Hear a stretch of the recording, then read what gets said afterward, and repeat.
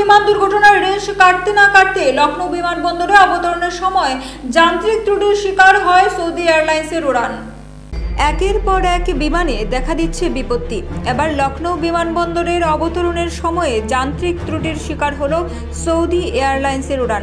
জানা যায় বিমানে ছিল 250 জন হজ যাত্রী।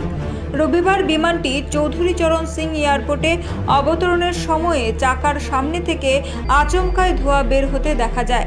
সঙ্গে সঙ্গেই আগুন আতঙ্ক ছড়িয়ে পড়ে, যাত্রীদের মধ্যে হুড়োহুড়ি পড়ে যায়। তড়িঘড়ি বিমানটি থামিয়ে এটিসিতে খবর দেয় পাইলট। নির্দিষ্ট স্থানের বদলে পাইলট এয়ারক্রাফটটিকে নিয়ে পেছন দিকে ঠেলে নিয়ে যান। ট্যাক্সি বেয়ের সামনে গিয়ে থামায় এয়ারক্রাফটটি। সেখানেই নিরাপদে অবতরণ করানো হয় সমস্ত যাত্রীদের। ঘটনাস্থলে পৌঁছয় এয়ারক্রাফটের দমকল বাহিনী। পরিস্থিতি নিয়ন্ত্রণে আনে তারা। তবে মিনিট 20 ওই ধোঁয়া নির্গত হতে দেখে আতঙ্কিত হয়ে পড়েছিলেন যাত্রীরা।